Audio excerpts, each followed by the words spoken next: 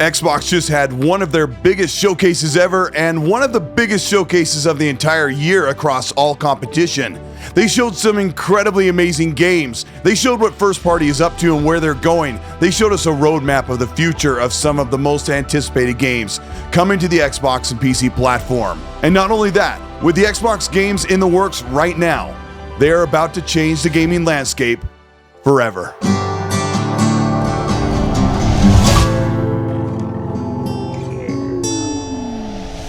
This is Colteastwood. Welcome back to the channel.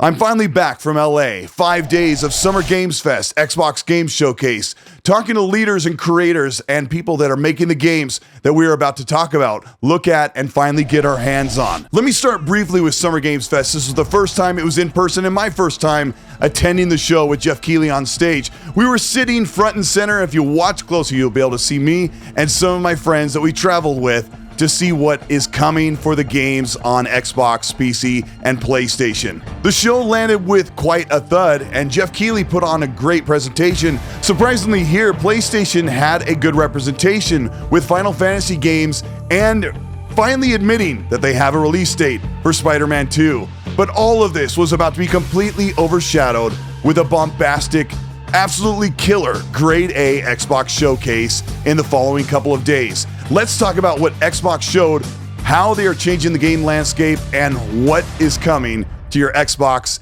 in the next year or so. The countdown for the in-person Xbox Game Showcase for FanFest was electric. People were loud and excited, and we're hoping to see some of their biggest games. I have a very high bar of what I expect from Playground Games, especially the people that they brought on for their new RPG studio and bring it up into not just the current generation, but bring it fully next generation and next level. Unbelievably, this looked like a pre-rendered CGI bit, and most of it was fairly cinematic, with very few scenes here showing that could be in gameplay. Her grabbing the sword, firing the fireball, setting off and dodging away from a massive giant. The game looks incredible. We didn't believe our eyes when we saw what Playground Games has cooking. We also have a very good idea that Fable is not coming until the end of 2024 or sometime in early 2025, so we expect full gameplay next year. This is exactly what we wanted. Proof of life. Fable looks unbelievable, and thankfully, we'll get to see more very, very soon. South of Midnight completely bowled us over. It looked like an incredibly pre-rendered cinematic view of the Deep South, something very cryptic, creepy, and very adventurous. It was shown beautifully rendered like a cinematic movie you would see on the big screen, but with the animations running at halves at 12 frames per second, much like you'd see in stop motion animation, done purposely to give this game a very unique art style. Now, as a guitar fan, seeing this character actually playing with his thumb and his finger, picking through the strings and fretting through the fretboard exactly how you would on guitar, showed the attention to detail and motion capture that is being brought from a AA studio, stretching out to try to make something that is more in the realm of AAA. We don't even know what Project Midnight is other than a third-person RPG with a female lead. She seems to have very mystic powers, much like we saw in Ghostwire Tokyo, something that fans cannot wait to get their hands on. With just the very little we saw from South of Midnight, the response was incredible, and everybody is super excited to see what Compulsion Games has with South of Midnight. Already the show was off to a great start, and then Obsidian's logo comes on, and we see Avowed. Now, we already speculated that Avowed would be ready to show at this game showcase, and in fact, last year, with leaks of gameplay and screenshots, it was quite possible that Avowed could land sometime in 2022 or early this year, and here it was. Not only another reveal of an engine, but a ton of gameplay and montages. The very first thing that people noticed was that Avowed looks like Elder Scrolls Skyrim. It also looks like Outer Worlds if they made a fantasy RPG. Exactly what you'd expect from the team of Obsidian in Southern California. The visuals are very colorful, and talking to the developers, they said that it is a segmented open world game, much like the Outer Worlds, where you'll have tons of places to explore, companions to take with you, and with fans of Obsidian knowing their first-person combat with swords, shields, dual-wielding pistols, and other magical abilities, this game is the immersive RPG that will scratch all of the itches for those waiting for the next Elder Scrolls and Fallout game. Avowed looks incredible. It says 2024. I'm really hoping it comes out early in that year. Forza Motorsport was shown, and we know exactly what to expect from a car game. This reveal showed the game looking not like a video game, but actually like actual sports broadcast footage. It looks so pristine. It makes every other racing game in its genre across all platforms look like a video game and look last generation. Forza Motorsport is a true Gen 9 aware juggernaut. It is a fully Gen 9 aware, full breadth, full scope racing simulator. And I can't wait to break down more as I talked with Chris Sasaki from Turn 10 about what makes this one so much more exciting and will give racing fans exactly what they've been asking for. We have to talk about what went wrong with the showcase. It's very important, but it is a low point in the showcase. And surprisingly, one of the biggest low points of the showcase was one of their biggest games they have in the works right now. Hellblade 2 Senua's Saga came on screen, and we were expecting to see that combat that has been held back and hidden from the fans for so long. This has been shown since 2019. It's been many years, and we were ready to see what Hellblade 2 would do, and they said it was shown running on Xbox Series X under control from someone from the studio. And here we saw Senua shimmy under a rock for just a few seconds, and the rest was all not under control cinematics of her dealing with the mental breakdown and the schizophrenic voices that she has to endure through the game. We have no idea how big the game is, the scope, the flexibility, the combat, the extra items that they've added to the game to make it bigger and better than Senua's Sacrifice. In fact, Hellblade 2's showing at the Xbox Game Showcase set fans back and got the least applause. Ninja Theory is incredibly talented, and they are making something that is world and industry changing, and it will look like nothing ever has come out before.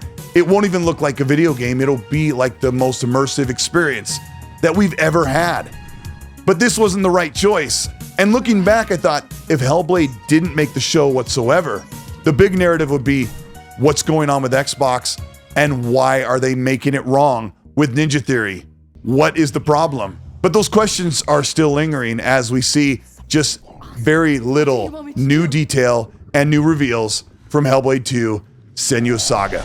We were surprised to see a Starfield trailer in the middle of the regular Xbox showcase, and Starfield looks incredibly and fully upgraded from what we got last year. Fans are so excited. The color, the depth, the combat improvements, and all of the extra locations that we've never seen before are just but a hint of what is to come.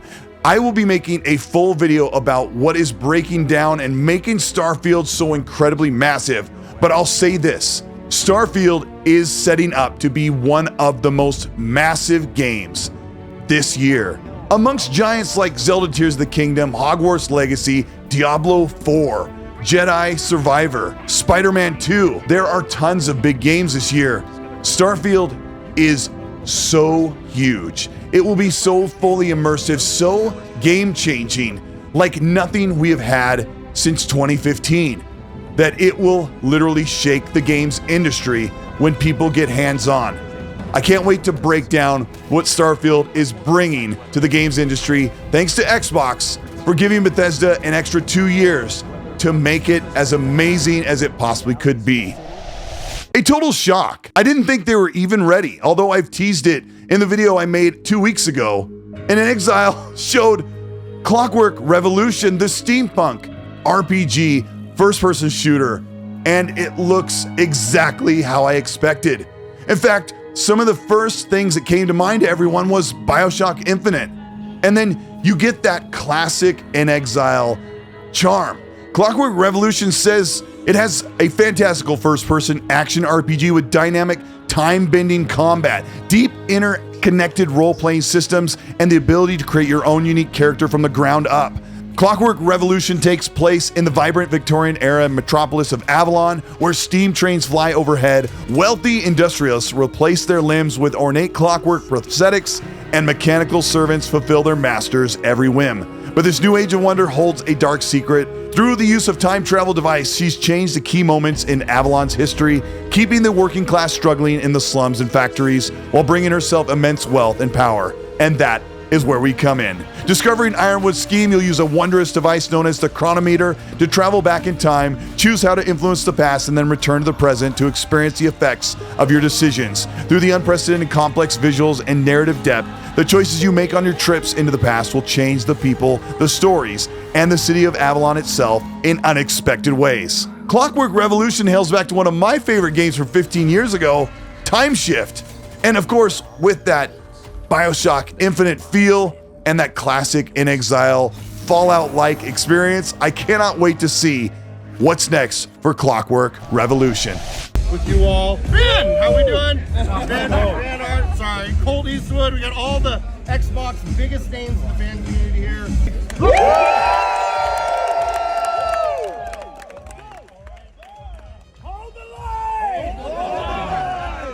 As I spent the last 5 days in LA talking, yelling, and laughing with creators, industry people, and Xbox leadership as we talked about what's to come, what we're seeing now, and where we're going. It was an incredible experience, and I got a chance to talk to the people that are also making other content creation and talk to the people who are making the games and shake their hands. And being in person has been a life-changing thing as we went through the past couple of years where everything was shut down and we thought these events would be closed. It's a great testament for Xbox for bringing people together and making this a reality, especially with Jeff Keighley doing Summer Games Fest in person. And these things will only get better. Stay tuned to this channel. I'll be breaking down Starfield, the tech, the engine, the hardware on Xbox Series X, and the hardware that are in incredibly powerful PCs that will be able to achieve the things we saw on screen at double the frame rate. Check out that video very soon. If you end up liking this one and enjoyed and learned something, let me know by liking and subscribing to the channel. Hit the bell to be notified of new weekly content that goes up. And if you want to further support the work we do here on the Colteastwood channel, you can hit the join button below, or you can join the Patreon. And that has tiers that get you entered into monthly giveaways for merch.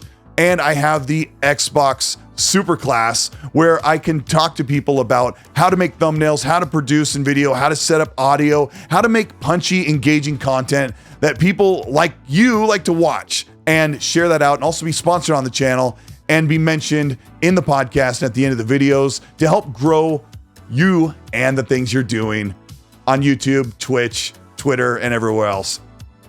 Well, you can also check out the XNC podcast, which is a weekly podcast that I missed last week as we were traveling home.